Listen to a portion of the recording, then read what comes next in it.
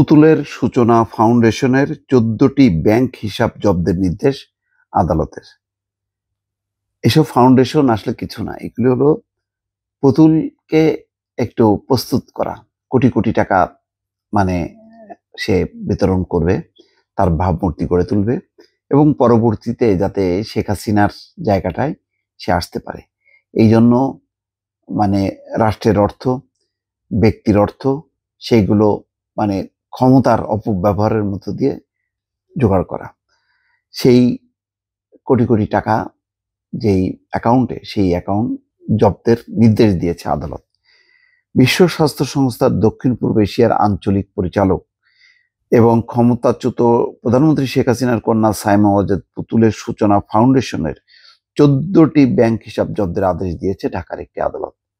এসব ব্যাংক হিসাবে ৪৮ কোটি ৩৫ লাখ টাকা রয়েছে বলে তদন্তকারী কর্মকর্তা আবেদনে উল্লেখ করেন। চিন্তা করেন, ৪৮ কোটি টাকা।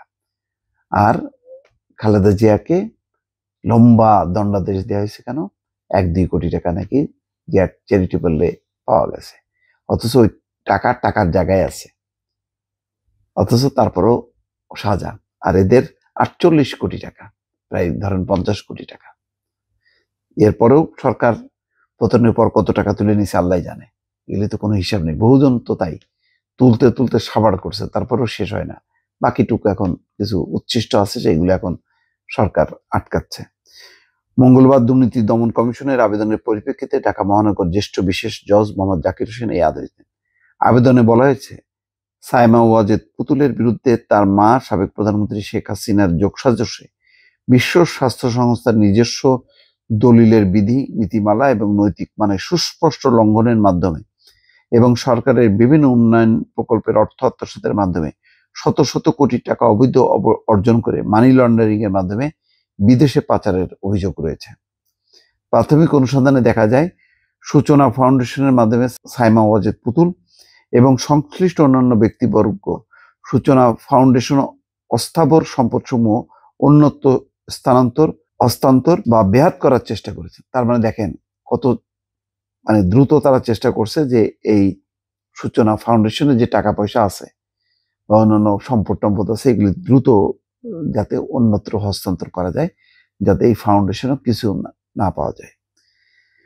তো এই কারণে বলছে যে সেই কারণে দ্রুত এটা জব্দ করা, যাতে বেহাত না হইতে পারে। অনুসন্ধানকালে এ পর্যন্ত প্রাপ্ত তথ্য মোতাবেক পুতুলের স্বার্থ সংশ্লিষ্ট অস্থাবর সম্পদের তথ্য পাওয়া গেছে, যা মানি লন্ডারিং প্রতিরোধ আইনের বিধান মতে অবরুদ্ধ করা একান্ত আবশ্যক। আদালত আবেদন মঞ্জুর করে আদেশ দেন। এর আগে সূচনা ফাউন্ডেশনের আয়কর অব্যাহতি সুবিধা বাতিল করে জাতীয় রাজস্ব বোর্ডের পাশাপাশি সূচনা ফাউন্ডেশনের অনুদানে কর সুবিধাও বাতিল করা হয়েছে। গত ২৪শে নভেম্বর শেখ হাসিনার মেয়ে সাইমা ওয়াজেদের নেতৃত্বে গড়ে ওঠা সূচনা ফাউন্ডেশনের ব্যাংক হিসাব অবরুদ্ধ করে আর্থিক গোয়েন্দা সংস্থা Bangladesh financial intelligence unit BFIU।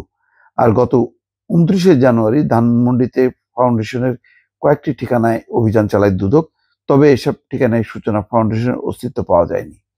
যাক, এখন এসব অল্প হালকা পাতলা কিছু পাওয়া যাচ্ছে। সবচেয়ে বড় কথা হলো যে যেভাবে আঞ্চলিক পরিচালক হয়েছে, এটা সম্পূর্ণ রকম অযোগ্যতা, কোনো রকম যোগ্যতা নাই। এই ব্যাপারে সরকার কেন আনুষ্ঠানিকভাবে ওই সংস্থায়, বিশ্ব স্বাস্থ্য সংস্থায় কমপ্লেন করতেছে না? কেন বলছে না যে সাইমা ওয়াজেদ পুতুল আর বাংলাদেশকে প্রতিনিধিত্ব করতে পারবে না? সেটা আমি বুঝতে পারছি না। এই ব্যাপারে জোরালো কূটনৈতিক উদ্যোগ দরকার, এবং পাশাপাশি এরা কি পরিমাণ টাকা পয়সা বিভিন্ন ব্যাংকের কাছ থেকে, ব্যক্তির কাছ থেকে অনুদান হিসেবে নিয়েছে এবং কারা কারা দিয়েছে, তার একটা পূর্ণাঙ্গ তালিকা সামনে প্রকাশ করা দরকার। দর্শক ভালো থাকবেন, আল্লাহ হাফেজ।